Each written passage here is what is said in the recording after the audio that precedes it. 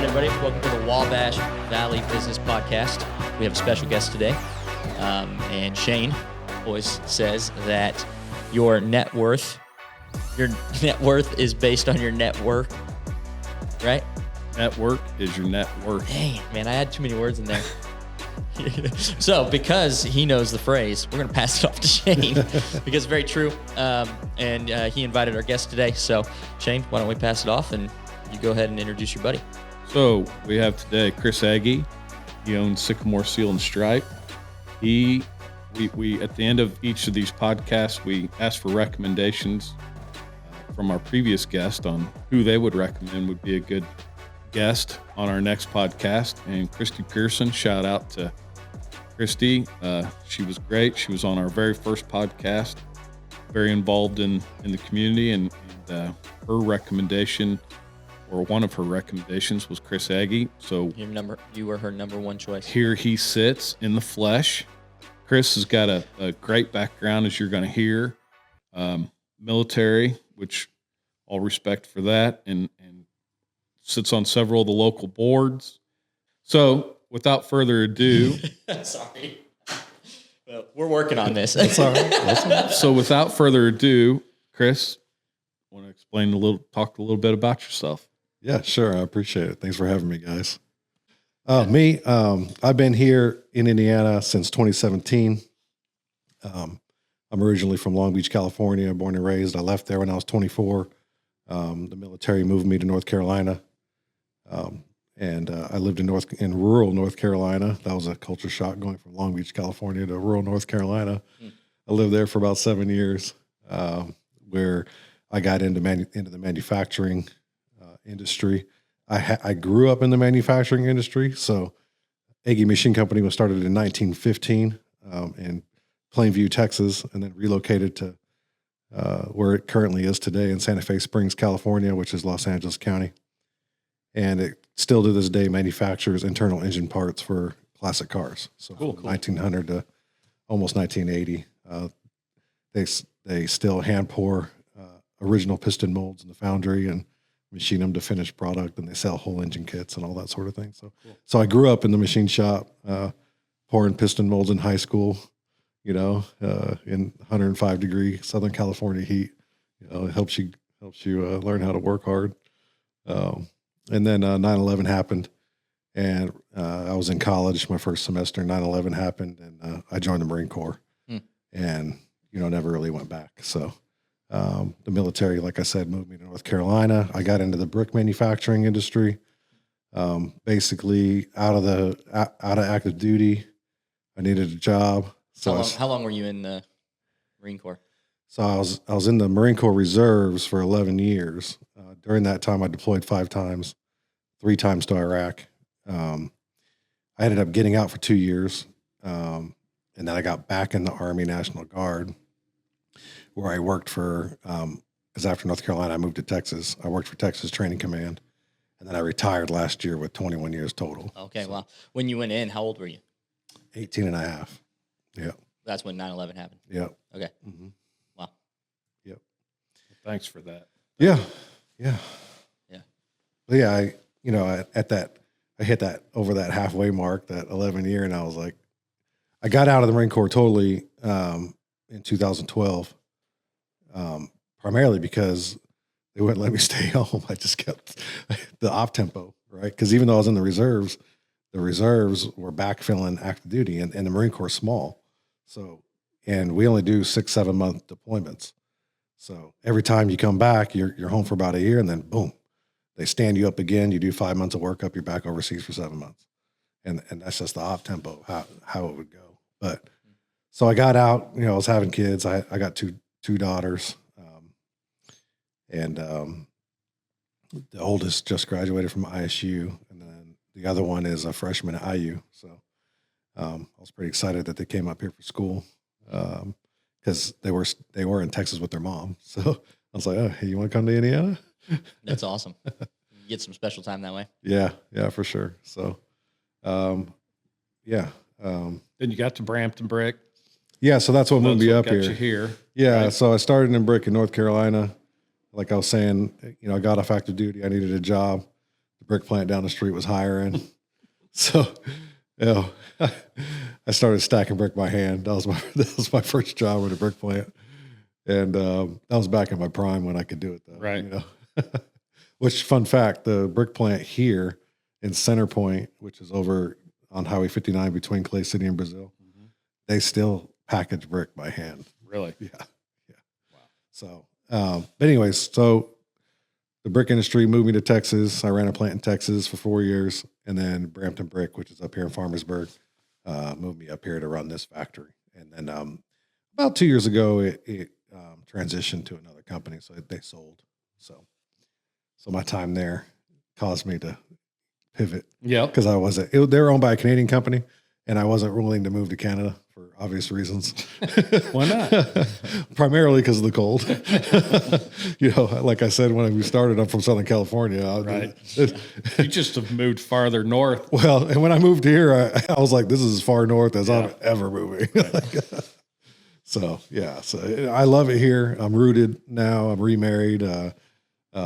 She's got 3 kids, and so between us, we got 5, and we're rooted in this community. I had to pivot, and I could have left easily and stayed in the brick manufacturing world, but we decided to stay here and do something different. Well, that brings me to my first question. Yeah.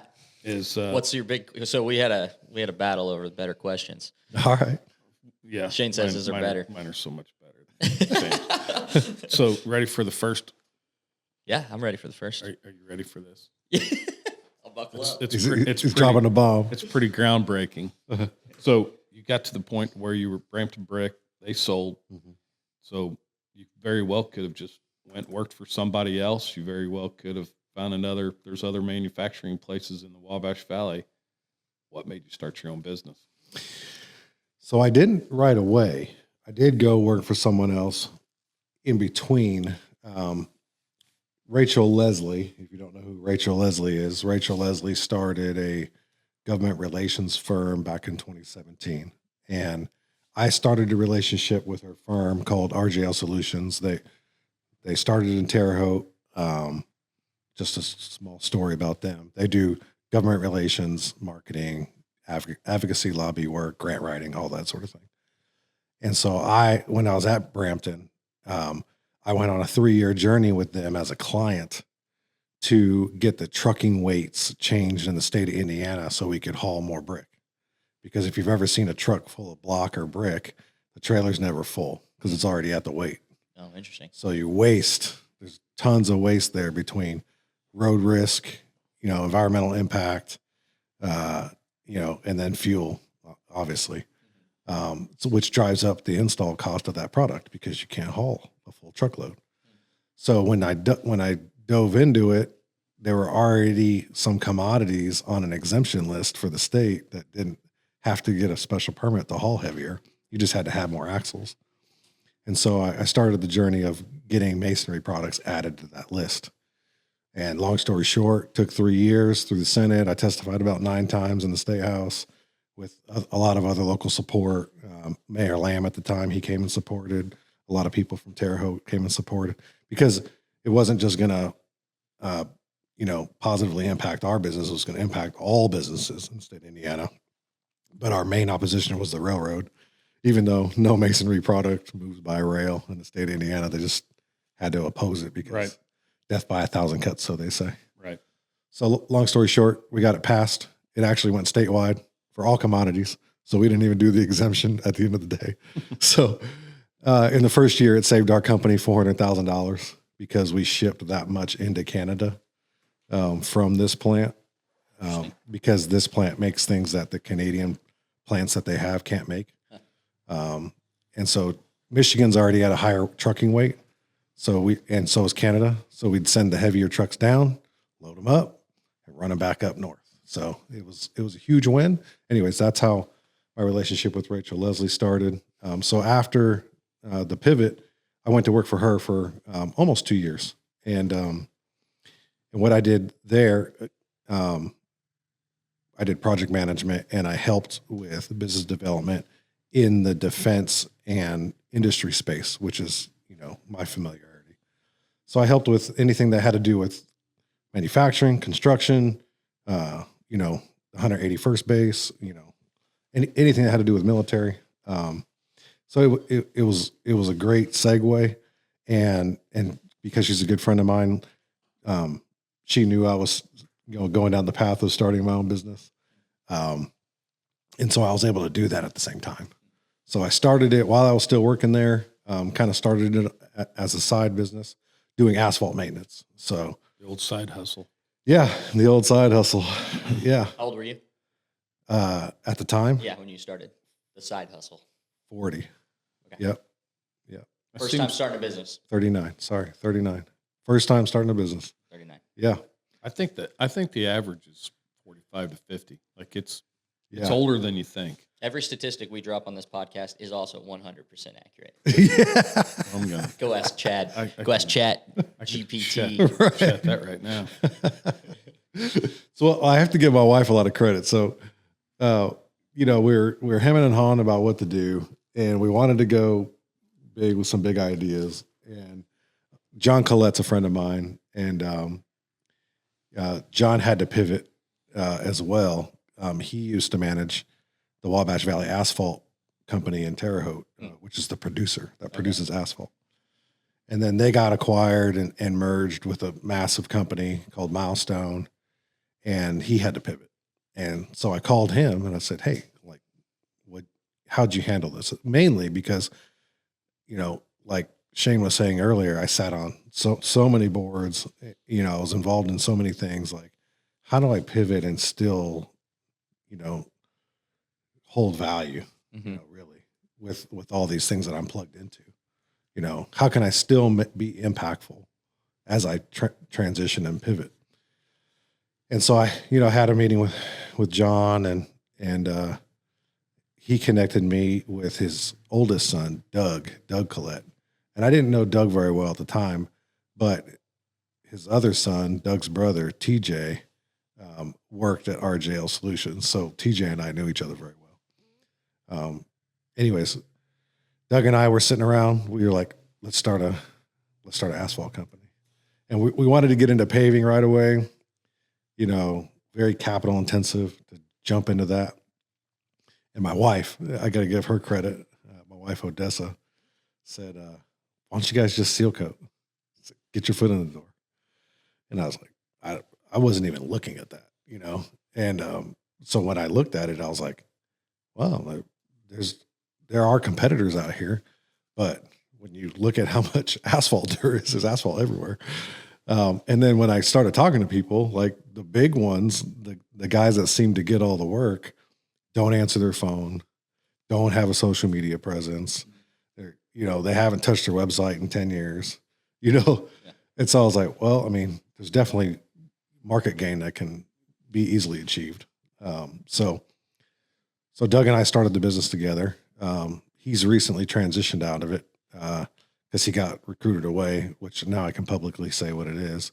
But Reith Riley is another huge asphalt producer in Indiana and Michigan, and they're standing up another plant in Terre Haute right next to the Milestone plant. So anyways, Doug got recruited away to run that operation, and he couldn't have a compete in the same space. Right. So we transitioned out of it. I'm 100% owner of the asphalt maintenance business. So we do patchwork, seal coat, striping, anything that has to do with asphalt. We do pave work too, but I sub it out. I've got some great partners in the space. We chip and seal. Again, I have a partner that does that. So basically, if somebody calls us if you got asphalt and it looks bad, we can help you out. Call Sycamore Seal and Stripe. Yeah. Yeah. I was actually going to have you go back and give us the name of your business. Yeah. Just because I don't even know it. I do now, but maybe, just say I own this business. That way we can make sure we capture that in the podcast. Yeah. You want to right now? Yeah. All right. I know I am interjecting in a very interruptive way. So yeah, Sycamore Seal and Stripe is 100% veteran owned and operated by me.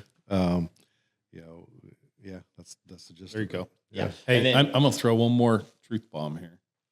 What did I say? 45 to 50? Yeah. So here's a couple statistics for you. Okay. 45 to 54 is the average age of a small business owner.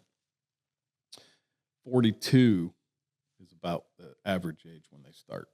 Fascinating. I'm 42 right now. I bet that statistic, though, from this day forward starts to drop. You think so? Yeah. Because I think the younger people are just starting a business for the hell of it type thing. Well, I'll tell you what it is just from my experience, because I kind of got the itch, so now we have 3 businesses. That happens, doesn't it, Sam? That's been there. So we're diversifying. But the next generation, like the under 40-year-olds, they're braver. They are braver. You know what I mean? Well, they weren't told the same mush we were told. Yeah. Go to school, graduate, go to the military, go to college, and then you go work for somebody. Right. And get a 401k. Right. And retire. Right. Oh, and on top of that, like for our generation, like debt is bad. Yeah. That's what we were told. Yeah, we were told that. Right? Yeah.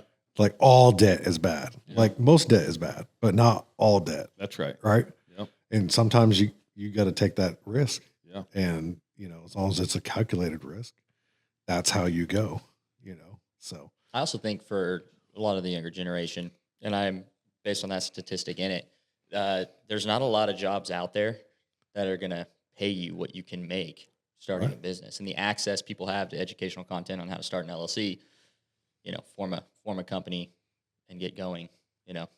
It's way easier. There's just a lot more resources out there to help you know how to go and do it. Right. And I always say, if people come to you and they ask you to solve a certain problem all the time, whether that's, hey, can you fix the plumbing in my house, or, whatever it is, you can monetize it. You can turn it into something. It's very easy to do. And when you own a business, you own your future. It's about freedom. So I think that's another big part of it. Absolutely. When I started my first business, I did not think that was possible. It wasn't even a category in my brain of I could do that. And I had a friend who mentored and was like, yeah, you can. And then the rest was history. When I learned how easy it is to actually get one going, that changed my life entirely. But I think the things that the gates that kept people from it are less. But I still think less people will start a business than do. So it's still a minority group of people who are going to, take fate into their own hands. But everybody can't own a business. Yeah. Like there's got to be a person for everything. You know what I mean? I started bagging groceries. Was my first job out of high school. Like kids need to bag groceries to figure out what work ethic is. Like you're not going to start a business if you don't want to work. Well, that's a good point too, because you can start a business and woohoo, that's the easy part. We all know someone that has started a business because they don't want to work 40 hours a week. Right. Yeah. And how did it normally turn out for that person? Then you start working 60, 70. Right. That's right. I heard someone say something. It was a year or two ago at one of the small business center conferences, and the presenter said, entrepreneurs are the only people that'll work 80 hours a week so they don't have to work 40 hours a week for someone else. Yeah, it's true though, dude. It's so true. And we talk about the short-term memory thing with, I think, entrepreneurs. We have failures every day. Yeah. Everybody wants to put out their successes on LinkedIn and Facebook and all that, but there's failures that happen every day, but you just got to forget about it and move on. Yeah. If you just sit and focus on the failure, and a lot of people can't get past the failure. Yeah. They'll start a business. Nobody comes and buys their widget. Mm-hmm. So then they're a couple months in, and it's like, nobody wants this widget, or they blame, everybody else for their widget failing idea not happening. And it's not the case. Most of the time in business, and you get started, you gotta make a better widget, mm-hmm. or your widget better do something the other widgets aren't doing. And then you got to sell that widget, So if you have a good motor, like you're either winning or you're learning. Yeah. You're not losing. That's good. Right. I like that. If you lose, you're losing when you don't learn from it and move forward. Right. Right. Like you said, if you focus on that failure, then you lost. Absolutely. As in the words of Ted Lasso, be a goldfish. Be a goldfish. That's right. Short memory. Yeah.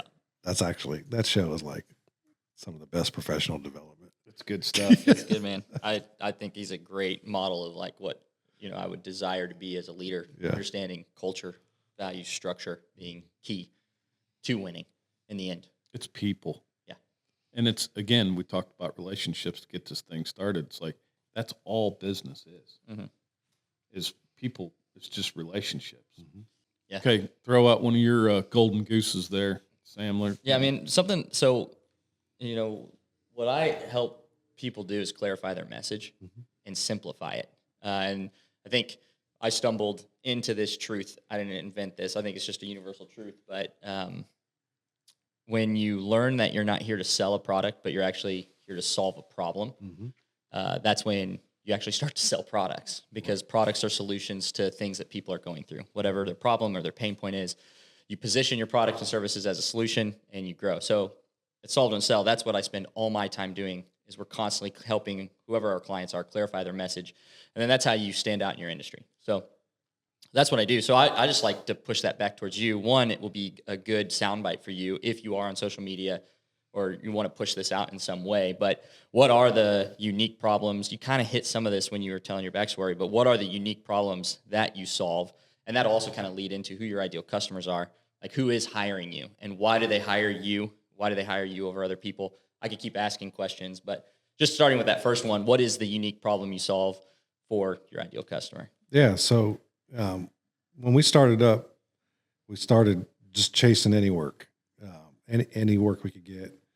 And obviously it's, solving deteriorating asphalt problems. Which is not cheap. No. And that could be like, just to be clear, driveways. Yeah. Driveways, parking lots. That's the main focus. That's our main focus. And we've done some road work, like in subdivisions and where there's HOAs, things like that, especially Allendale, like where the Terre Haute Country Club is. But we started up kind of like with what we didn't have a differentiator. We used the same material everybody else used, and that was year one. Year two, we were approached by a company called Black Shadow Seal Coat Manufacturer. They're in Auburn, Indiana. Shout out. If you've ever been to Auburn, I love Auburn. Auburn's a great town. It's really, that's where the Duesenberg Museum is. Oh, and it's really neat. So this product, once I got educated on it, I went up, met with them, toured the facility, toured the lab, they have an on-staff chemist, which is actually very rare in this industry, come to find out. It's the only non-toxic seal coat in the world, literally in the world. Made here in Indiana. Yep. So it's been around for 40 years, but it hasn't been in Indiana until 3 years ago. Okay. And the reason for that is the guy that created it is on the West Coast. Okay. And that's why it was created, because of all the environmental laws that stem from, the bigger cities. And also the West Coast just a lot of it's beautiful. A lot of big national parks and things like that. For sure. And to protect. So I transitioned to this alternative seal coat, not just to have a differentiator, but to bring something cleaner, healthier to the industry, especially where we live. It's super important for like school corporations to look at this product, because when you compare it to the primary dominant product that's out there called coal tar, and just to give you a little comparison, PAHs are the carcinogens in the material, and coal tar has 5% parts per million, and the pitch black material is 0.0. It's the only 0.0. There are other asphalt emulsion products. So you have coal tar category, you have asphalt emulsion category. They both do the same thing. They behave a little differently with temperature and stuff. But when you put the asphalt emulsion seal coat down, there are others out there that have lower than the coal tar 5%, but none of them are 0.0. Pitch black is the only one, and it's made by Black Shadow in Auburn, Indiana. So we switched to that. And we're marketing that, starting to get that word out. And it's really just an education campaign. It's really, doing targeted mailers, doing meetings with school corporations, doing meetings with, city council, governments, engineers, to let them know that this is out there. Because coal tar is already banned or heavily regulated in 17 states. So it's not banned in Michigan. Michigan left it open to the individual municipalities to regulate. And so, for example, if you get caught putting coal tar down in Ann Arbor, Michigan, it's a $250,000 fine. Wow. I mean, that's not a small fine. Just don't put it down. So they just super regulated it. They didn't ban it. And so it's coming here to Indiana. The ban is legislation was introduced in 2018 to ban coal tar in the state of Indiana. It didn't get through, obviously, but it's possible that conversation gets brought up again, just as a lot of infrastructure money is being spent here in Indiana, whether it's new pavement, new road installation, or just maintenance in general. So yeah. Yeah, interesting. So right now, what are you guys doing? How do you market that? How do you promote that? Because if you've spent a long time educating, it sounds like I'm guessing you guys have a client base that knows about it. They're going to go to you for this specific product. But what are some of the things you guys do currently to continue to gain new customers? Yeah. That kind of thing. So the winter time is when we spend our time educating, Okay. Because obviously it's a seasonal work. You can't put asphalt down in Indiana in the wintertime? This isn't Texas. That's right. No, and the asphalt plant, the producer itself in Terre Haute, shuts down around the first week of December, and then they don't start back up again until about spring break. So it's the good and bad of it. The bad is it's seasonal. The good is your competition isn't working either. So then you get out there and you out hustle them in the wintertime, and you do your education campaign. And I'm not a good salesperson. I don't like to sell. I like to educate and provide a solution, like you guys are talking about. Yeah. And let that happen organically. And if somebody doesn't see the value in that, then okay, right. That's not who I want to do business with anyways. That's right. Part of that relationship building too. Yeah, for sure. Yeah, we do work. We have great relationships with the Vigo County School Corporation, the city of Sullivan. We do work for them. We've done work for the county here in Sullivan County. But yeah, it's all relationship based. We've had some really good showpieces for the Vigo County School Corporation. They're going through their school stuff as far as having to build a new high school, having to remodel schools. So the schools are going to keep their assessing, how's this parking lot? We're going to pour money into it, make it last. So the Vigo County Aquatic Center, right across the street from the mill, we did that one this summer. And at that point, that was our biggest job we had done. It was like 96,000 square feet. So yeah, self-performed. I mean, that's the biggest one we've self-performed without subbing out. Yeah. Awesome. Well, that brings me talking about that a little bit, the community pieces. And I know you didn't touch on that. You're also, what's your role at the VA in Sullivan County? Yeah. So I'm the Sullivan County Veteran Service Officer. So I manage the office that provides all the services to our veteran community with transportation to medical appointments. We have staff that help with claims, survivor benefits, cemetery grave marker installation. I'm on the honor guard for the funeral details. There's a lot that office does. Yeah, it's amazing. Thank God for those offices. So kind of transitioning that piece is, what do you enjoy most about building your business in this local community in the Wabash Valley? Great question, Shane. That one crushes pretty much all the ones I wrote down. That's a tough answer because, I mean, it doesn't have to be. Joy is variable, right? Like, it could be the challenge. I don't always enjoy it. It could be lots of different, kind of open-ended. Like I said, I don't like selling. So that's the part of it that I don't enjoy, but I know it has to get done. But you're also ingrained in the community for being, you and I talked about this because I'm not from here either. But you sat on the Park and Lake board. You've done all kinds of different things. Got, your role at the VA. So just kind of how those things kind of play off each other. And yeah, there's a lot of overlap. So, I mean, let me just tell the whole picture here real quick. So my wife, she works from home. She's an engineer. She's kind of ruined now because she works from home, so she can't go back to the real world. No, she works for a medical manufacturing company. She's way smarter than I am. And but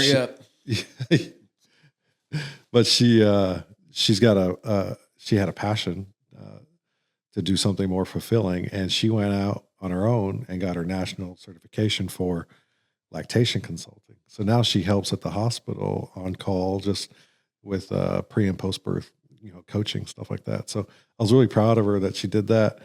And kind of about the same time, I had a passion project, kind of land in my lap with getting the lake dredged. So the Sullivan Lake, as Shane mentioned before, I was on the board of the lake for. That light's red. Does that mean anything? It's a good thing. Okay. Sorry.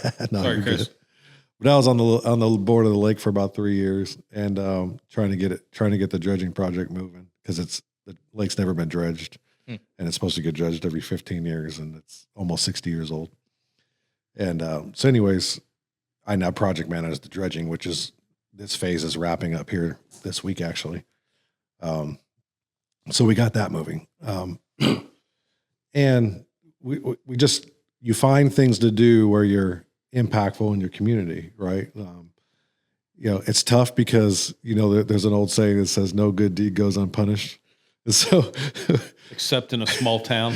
Well, I find that, like, you can stick yourself out there too far, not just with workload, but you put yourself out there in a position that now you're caught up in the politics of something, or, and then there's always those people that,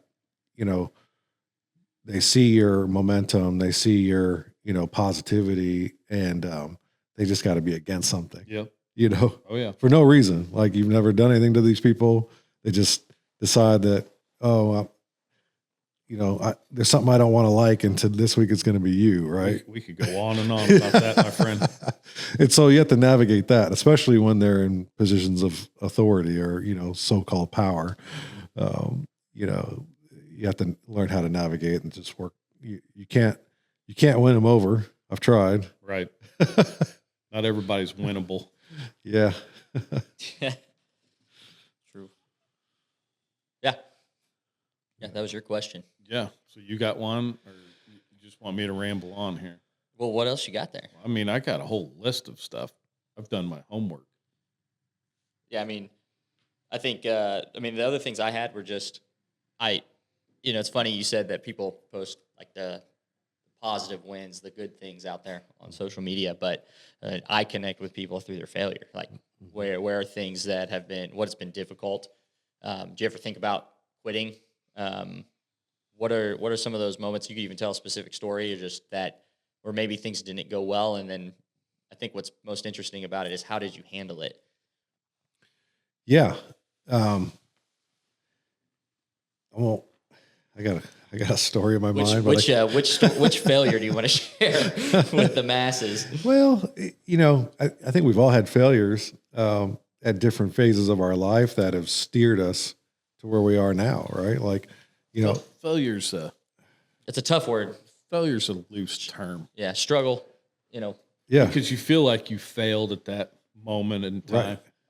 And then everything happens for a reason. Everything happens. So even the bad stuff. That failure turns into a launching pad.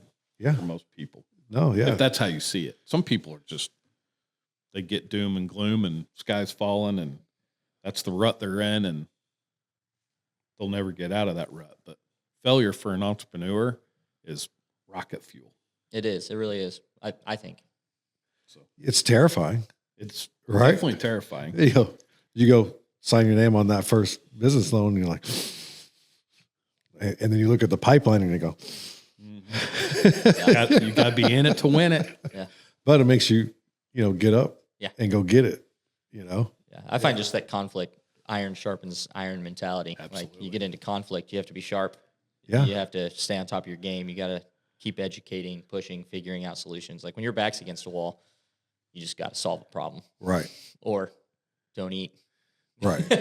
know? No, conflict's not bad. You know, there's healthy conflict, and even in the workplace, like whether you're with a business partner or whether you have employees that you're managing, there healthy conflict makes you grow. And like you said, iron sharpens iron. Yeah. It was never a criticism; it was feedback. Right. Right. Right. Yeah. Yeah, that's good. Oh, that's how I reframe. Yeah. Reframe. Yeah. I heard once that conflict is necessary. Like it's about growth. Yeah. Conflict is about growing. And Yeah. if you're not having it, then you're not growing from it, then you're not going to get where you want to go. You'll be Right. stuck. So Right. same thing you're saying, but Conflict with your kids. It's conflict with your spouse. Yeah. There's conflict in business. There's every day there's a battle.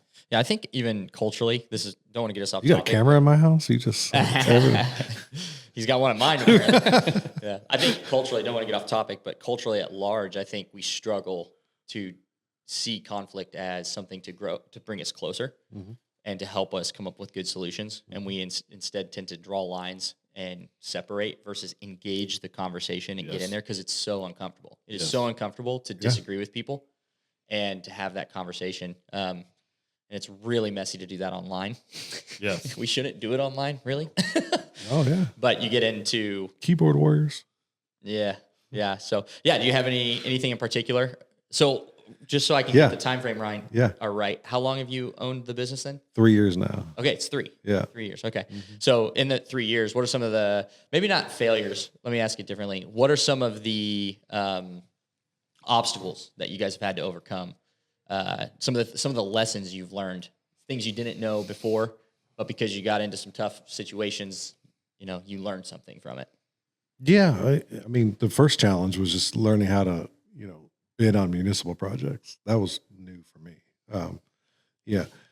I've run, multi-plant sites, at the end of my career, I had a plant in Canada and this plant that I was managing back and forth to Canada every other week. $80 million in annual budgets, but I had no idea how to start a business. Right. Right. So you scale down this massive operation, Yeah. but it's really the same steps in business management, right? But again, how to get it off the ground, who to talk to, the network, that sort of thing. Fortunately, from all the boards and different community things I was involved in, especially the pandemic. So the Terre Haute Chamber of Commerce, which is kind of a regional chamber of commerce, during the pandemic started a manufacturing council. So I don't remember the exact number of how many manufacturers in the area, but it's over 100. And so about 40 to 50 of the manufacturers were meeting at least every month. It was sometimes every 2 weeks during the pandemic. So for over a year, because we're all just trying to keep the plants running, right? So after the first year of it, I took over as the chair. So I was the chair of the manufacturing council. So that network of like, hey, the state's saying that we have to do this with PPE and like we have to, if they test, then they got to be out 14 days. And well, no, this is how I'm navigating around that. And we're at the end of the day, we're just trying to stay running. Right. Because, it wasn't really about the company at that point. It was about our people. Right. How do we keep them working? Because there was no alternative to pay them if they weren't working. So we had to keep the lights on and the wheels churning. So again, that network kind of helped get to where we are here today with getting things off the ground, who to call, who to talk to. How do I navigate this with the city? How do I navigate that with the county? How do I collaborate with the people within my space, right? How do I set up these relationships for services that I don't perform, for whatever reason? That made me think of another question I'd love to ask is what's wrong in your industry that you're trying to fix? Obviously, you spoke to one, bad asphalt, or whatever the stuff was. Well, the clear coat. Everyone has heard the story of the fly-by-night crew that rolls up to the door, knocks on the door. We got leftover asphalt. We got leftover seal I thought coat. that was steaks. Right. Roll up to your That house with too. leftover steaks. Oh, Swan Man went out of business. Yeah, I know, love him, man. I love that guy growing up. Yeah. One man was awesome. It was just last year here. They hung on. Like Dude, it just that's crazy. Yeah, they were still delivering here. But no, everyone's heard that story. And so, there's no real good term to identify the fly-by-night crews. They're all slander, but they give the industry a bad rap. And so when you show up to try to do, a high quality, legit job that, is going to last, and then you price it accordingly, it's hard, it's hard to secure that work because these other guys have been out there for so long in this, especially in Terre Haute, doing this fly-by-night work that, and specifically speaking of residential customers don't trust what you're going to do. They think everybody's shady, Real quick, Yeah. define fly-by-night crew. Just some people might not know what you mean. So these are the crews that may have no lettering on their trucks. Okay. Have to get paid in cash up front, half, right? If you have to pay for like a normal driveway half up front, it's probably not the company you should be working with. That there's a questionable integrity there. Now if you're talking about $1 million job or something like that, then yeah, you got to pay for material, that sort of thing. But if you got someone coming in to do flooring in your house and you have to pay half up front, it's a little, you have the same feeling, right? Right. But yeah, the fly-by-night crews, you didn't get a business card. Maybe you got a phone number, but they don't answer, just where's the follow-up? How do you know you're going to have that quality work when they leave? And are they going to stand by it? We do. We have, agreements signed before the job starts. You get invoiced afterwards. There's none of this doubt. And we've had to go back and redo jobs. We did right here in town, the Farmersburg Park. They asked us to do their trailway inside their park here in town, and the timing of the year and the shaded areas, they didn't cure right, the seal coat. So they were patient with us. They waited till the summer of this year, and we went back out there and we redid the whole thing for free. Yeah. We stood by our work. So it's that's not cheap, but the alternative is, your reputation gets damaged and sometimes ruined, especially if you're doing municipal work. Yep. How do you handle, if someone's come in, because these fly-by-night crews, they're, I'm guessing, lowballing pricing, essentially things like that. Yeah. So how do you handle those moments with those customers when they're you do end up sending them a quote and they're like, this is outrageous. How do you handle that conversation? Is there anything you do that? Well, I've started just improving my communication to them up front regarding most quotes I send out by email. And when I do that, I send out enough education about past work and the materials that we use. Because like I explained before, we're using a different material. And so that's the differentiator. So if somebody's like, well, they're way cheaper, they're going to know that I'm already, one of the reasons is you're not getting the same material. Right. And some people, the whole non-toxic thing isn't important to them. It should be, but it's not. So then they don't, the price isn't, sometimes the price is the point, that's the deal breaker, and there's nothing you can do about it. Yep. So what about someone who what about someone who's just starting and they can't send their portfolio?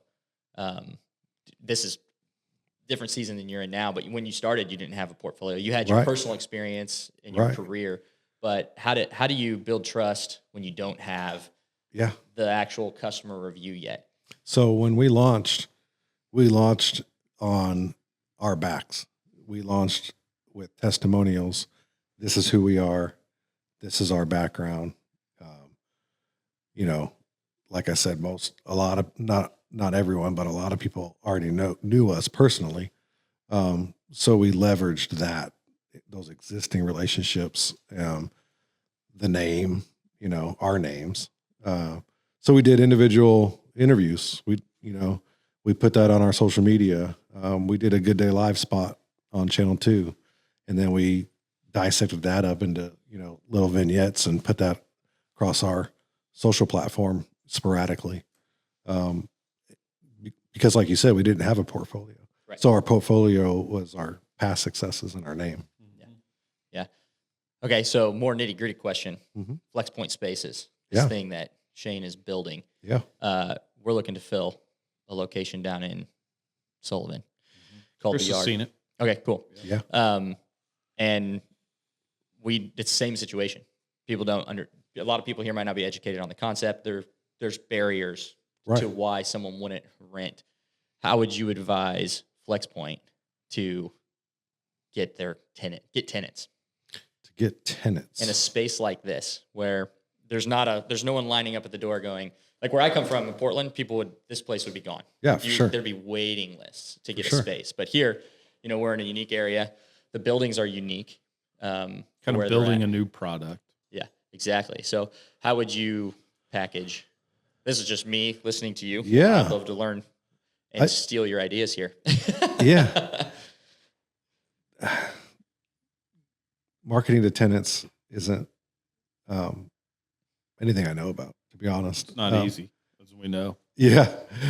But the other side of it that I do know about is the FlexPoint spaces, especially in this area, are prime redevelopment opportunities for these communities that need to do something with these properties. And Shane's told me this a bunch of times, and I completely agree. And you don't have to edit this out. I don't care. No city or town should own property. Period. No municipal government should own property that isn't immediately being sold or transferred to the redevelopment board to redevelop. You're hurting your community long term. The longer you sit and hold that property, you're liable for it. You have to maintain it. You have to mow it. It's not on the property tax base. It's not making you money. Or they don't, right? Huh? Or they don't do anything with it and it sits. Exactly. It's run down. Yeah. Yeah. But if somebody goes out there and gets hurt on city-owned property, right? So, there's towns and cities around here that own dozens and dozens and dozens of lots and land within their city for 50 years. Right. Yeah. So and Shane knows, like Shane and Matt are getting ready to build a building for me on property that I'm getting transferred through that process, through the redevelopment board. Got it. For a town nearby. So getting a tenant, I'm not sure, but at the same time, like if these spaces were already there, already existing, now you can attract, you can recruit, you can, market to the regional redevelopment boards that are trying to get businesses to relocate. If you've got an economic development commission, which Terre Haute does, and they're out there actively recruiting, and just by happenstance, let's just say Terre Haute didn't have anything that fit their need, but there was in Sullivan County, there would be collaboration there, especially since the president of the Economic Development Commission in Terre Haute lives in Sullivan County.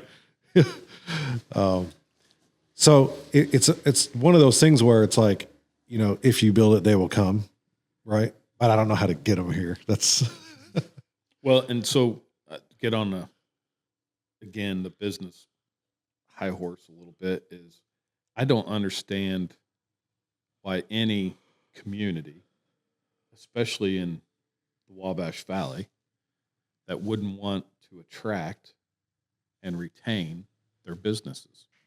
So their existing businesses, if you look in any small town across the country, but let's just pick the Wabash Valley, most of those people are your board members. They have a family. They own a business. They're vested in your community.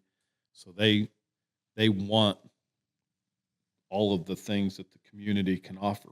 Good parks, good streets, good schools, good everything.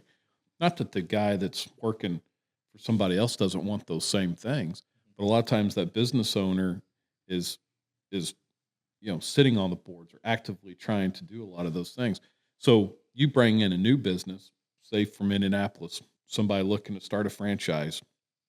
They could be from another state and move into the Wabash Valley and start a business. You have kids for the schools, which we know that's more and more important all the time because the school funding's based on numbers of butts that sit in those seats, right? Then you get, potential people to sit on some boards, an outside view of kind of what's going on. Well, have you thought about this? Have you thought about that? New ideas don't just come a lot of times to a community without bringing in outside people to kind of take a look at things.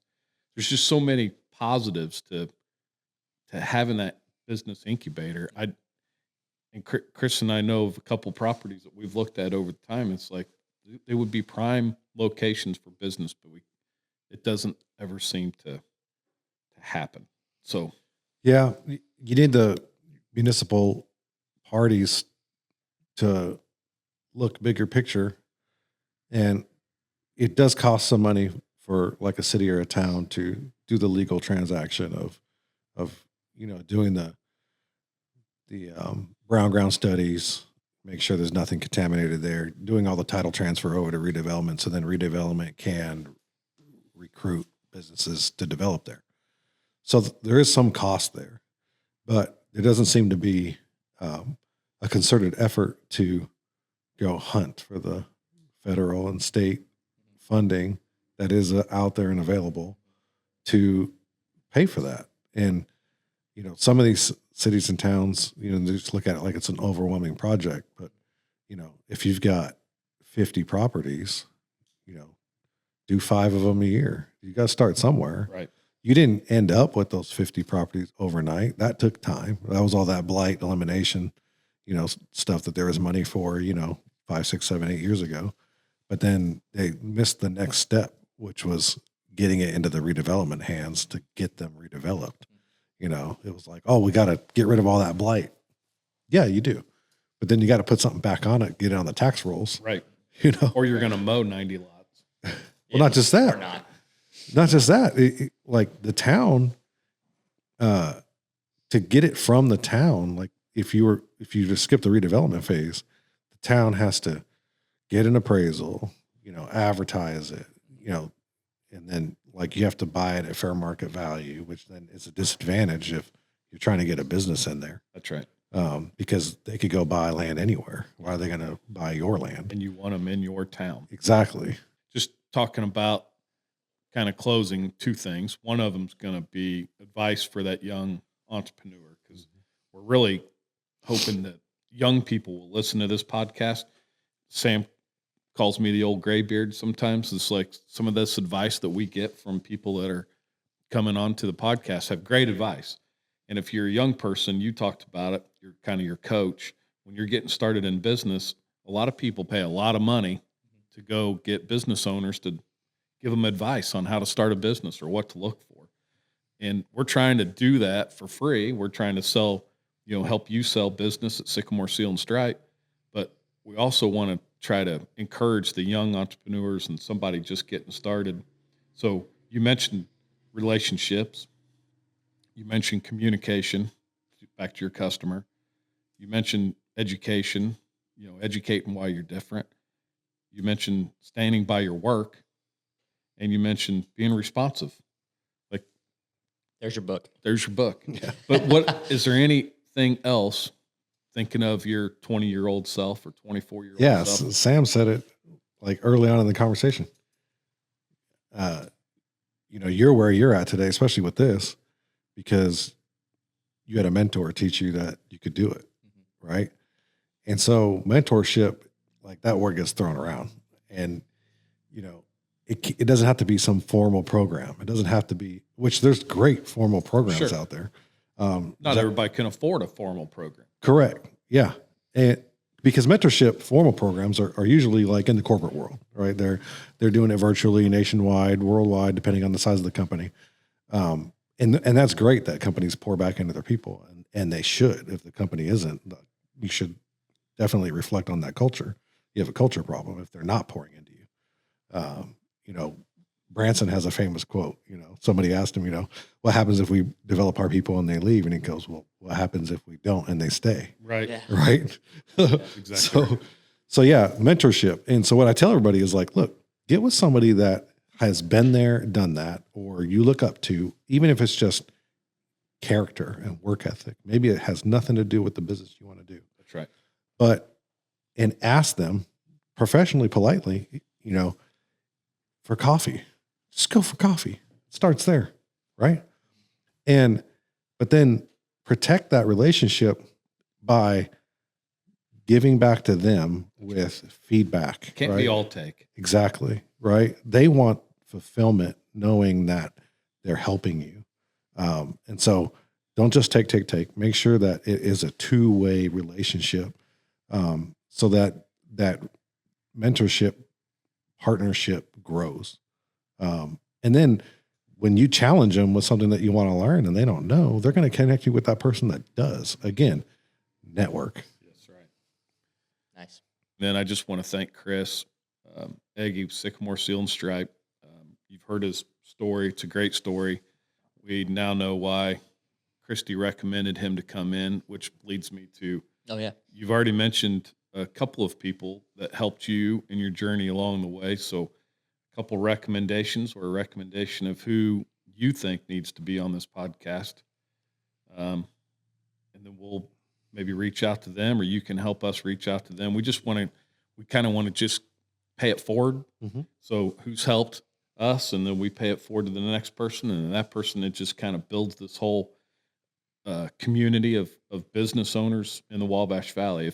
If we all shopped and got services from just the other business owners in the community, in the whole Wabash Valley, we would have successful businesses. Like, For sure. if people just took care of people, business owners just took care of business owners. And that's kind of what we're trying to do with this. So do you have somebody or a few somebodies that you would? Yeah, I'd recommend two. Chris Garrett. I think he's 21. Yeah. Young guy, good guy. Yep. He lives down the road from me. Great family. Tim Garrett is his dad. Yeah. They own and operate Jay's Auto World, which is a body shop here in town. But Chris and I and his dad, we just finished the West Central Indiana civic engagement course. So we took this 6-part course to learn about civic duty, how government works, where the chain goes, all that. And it was super educational. Now, Chris is not shy about and is not quiet about that. He is going to run for office one day. He doesn't know what, but he is, and he's told everybody that. So when he finally does, we shouldn't be surprised. Yeah. Whether it's mayor, commissioner, or something, he's going to run for something. Well, his family is, his grandmother was a clerk treasurer in the city of Sullivan for a long, long time. And Yeah. so great family. Well, Tim also, a lot of people don't know this. He sits on the state DNR board. Mm-hmm. And for the whole state, you're talking about a community the size of Sullivan, and one of the board members of the state Department of Natural Resources lives here. He helped build and establish Redbird, which is a off-road park, state operated side-by-side dirt bikes, Jeeps, everything, which is in Sullivan County, most of it. So Chris Garrett, I'd recommend Chris Garrett. He's doing all kinds of different side hustles too. He's soccer coaches and does electronics setup, stuff like that. So he'd be a cool one to pick his brain on. Okay. And the other one is right here in town.